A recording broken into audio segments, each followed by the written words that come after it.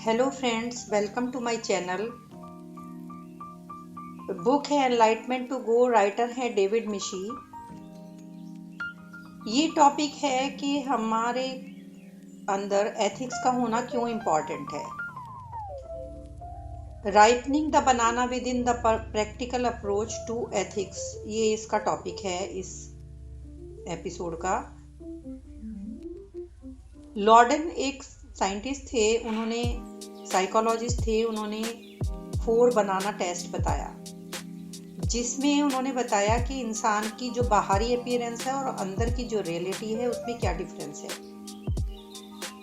उसको किस तरह से हमें चूज करना चाहिए। जैसे हमें अपने फ्रेंड्स चूज करने हैं, पार्टनर चूज करना है, बिजनेस पार्टनर चूज करना है, तो उसके लिए हमें कौन से रूल फॉलो करने चाहिए। ये उन्होंने बताया कि जैसे हम बनाना को चूज करते समय करते हैं, जब बनाना बाहर से अच्छा दिखता है और वो खाने में भी टेस्टी होता है, दूसरे तरह का बनाना जो बाहर से अच्छा दिख रहा है लेकिन उसके ऊपर थोड़े ब्राउन स्पॉट्स हैं, लेकिन वो अंदर से डिलीशियस है, पका हुआ है। थर्ड, ऐसा बनाना अच्छा नहीं होता जो बाहर से तो बहुत ही सुंदर दिख रहा है लेकिन खाने में वो बिल्कुल ही बेकार है। और लास्ट है जो बाहर से और अंदर से दोनों ही तरह से गल चुका है। तो इसको अप्लाई करना होता है हमें लोगों के ऊपर। जो बाहर व अंदर से सुंदर हैं वो बहुत अच्छे इंसान होते हैं, वो बाहर से भी दिखने में अच्छे होते हैं और अंदर से भी। कुछ लोग ऐसे होते हैं, बाहर से बेशक वो अच्छे ना दिखें लेकिन वो अंदर से बहुत अच्छे होते हैं। थर्ड, इस तरह के लोग होते हैं जो बाहर से बहुत ही अच्छे दिखते हैं बट इंटरनली वो बिल्कुल ही बेकार होते हैं। और फोर्थ तरह के लोग जो बाहर और अंदर दोनों से ही वो खराब होते हैं। बुद्धिज्म में 10 नॉन वर्चू या नेगेटिव एक्शंस माने जाते हैं जो किसी इंसान में होने नहीं चाहिए। बॉडी के जो नेगेटिव एक्शंस हैं या नॉन वर्चू हैं वो हैं किलिंग, स्टीलिंग और सेक्सुअल मिसकंडक्ट। शरीर से कभी किसी को मारना नहीं चाहिए, चोरी नहीं करनी चाहिए और सेक्सुअल मिसकंडक्ट नहीं करना चाहिए। और स्पीच के नॉन वर्चू हैं झूठ बोलना, लाइंग, डिवाइसिव स्पीच यानी लोगों के साथ बहुत ही बुरा बर्ताव करना, बोलना, हार्श स्पीच रखना और इडल गॉसिप करना। माइंड के नॉन वर्चू हैं कविटसनेस यानी धन का लोभ करते रहना, मैलिस करना, दूसरों को मानसिक पीड़ा पहुंचाना और रॉन्ग व्यू रखना। दलाई लामा कहते हैं कि जिन लोगों का व्यवहार या कंडक्ट एथिकली पॉजिटिव होता है वो हैप्पियर होते हैं, लोग ज्यादा सेटिस्फाइड होते हैं। और जो लोग रॉन्ग एथिक्स रखते हैं या एथिक्स को नेग्लेक्ट करते हैं वो ज्यादा खुश नहीं रहते और ना ही सेटिस्फाइड होते।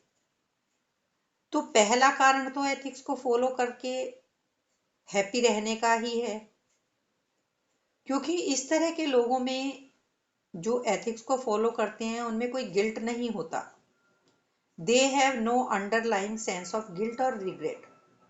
उनको अपनी गलतियों को छुपाने के लिए कुछ रीजंस नहीं ढूंढने पड़ते। उनको चिंता नहीं रहती कि उन्होंने किसी से क्या कहा, किसको क्या कहा, कब कहा। उनकी लाइफ काफी इजी होती है।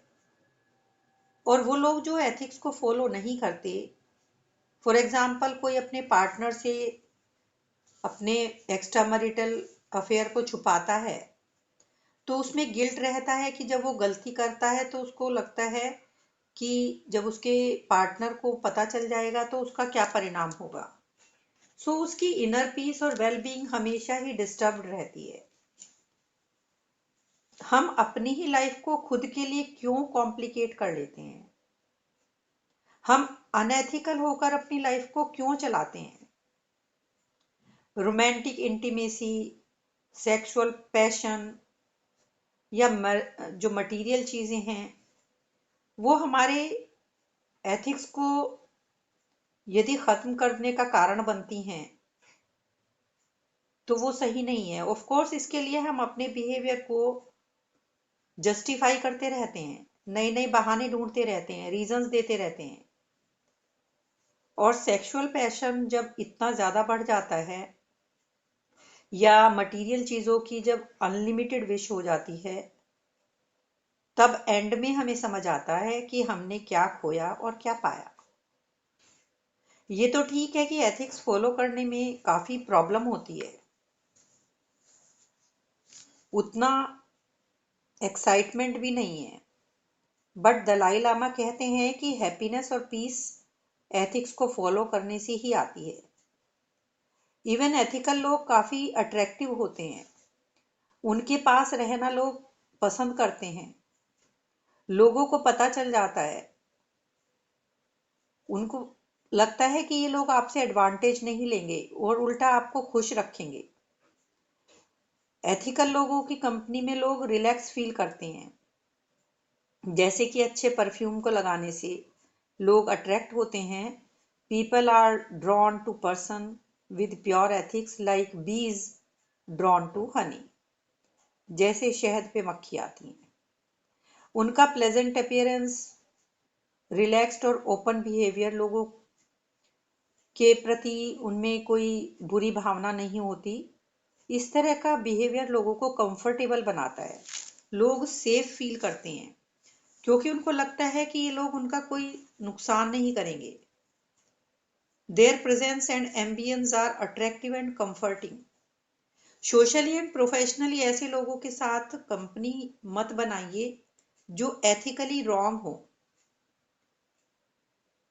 ऐसे पर्सन जो आपके सामने किसी दूसरे पर्सन की बुराई करते हैं, इसमें कोई आश्चर्य नहीं होगा कि आपकी पीठ पीछे वो आपकी भी बुराई करेंगे, आपको भी वो यूज कर सकते हैं। मोनेस्ट्रीज में ये रूल फॉलो किया जाता है, never to speak about someone who isn't physically present. खुद को नेगेटिव एक्शंस जो भी हमारे बुद्धिज्म में बताए हैं बॉडी, स्पीच और माइंड से, वो हमें नहीं करने चाहिए। ये एथिकल प्रैक्टिस है। एथिक्स और जेनरसिटी दोनों एक दूसरे से लिंक्ड है। इनको कंपेयर करते हैं बर्ड्स के दोनों विंग्स से, एक एथिक्स है और एक जेनरसिटी है। Both are needed if we wish to achieve inner peace. जैसे चिड़िया के दोनों पंख, उसी तरह से एथिक्स और जेनरसिटी। यदि हमें इनर पीस चाहिए तो हमें ये दोनों प्रैक्टिस करने पड़ेंगे।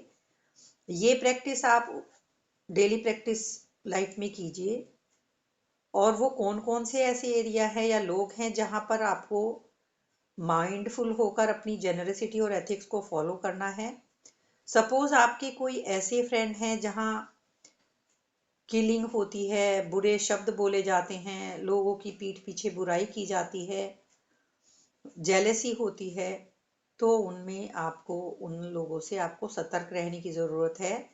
एथिक्स को परफेक्ट फॉर्म में रखने का आपका जो सफ़र है, आपकी जो जर्नी है, माइंडफुलनेस का आपकी वो पार्ट बन जाएगा। माइंडफुल रहकर आप उसको कीजिए। We become aware of new opportunities for improvement. हमारा फोकस शार्प होगा। दलाई लामा कहते हैं कि लोगों की भलाई के लिए कुछ भी करना, ये अपनी डेली की हैबिट बनाइए। जैसे डेली आप सुबह कोई एक काम ऐसा ज़रूर कीजिए जिससे दूसरों की हेल्प हो सके, और रात को सोने से पहले भी आप ये सोचिए कि आपने आज ऐसा क्या किया कि क्या आप किसी के लिए कुछ अच्छा कर पाए। और इस तरह की प्रैक्टिस हमें जेनरसिटी और एथिक्स को डेवलप करने में मदद करेगी। तो ये आप डेली बेसिस पर कीजिए। नेक्स्ट एपिसोड में मैं आपको बताऊंगी कि पेशेंस क्या है और इसकी क्या इम्पोर्टेंस है और पेशेंस क्यों ज़रूरी होता है।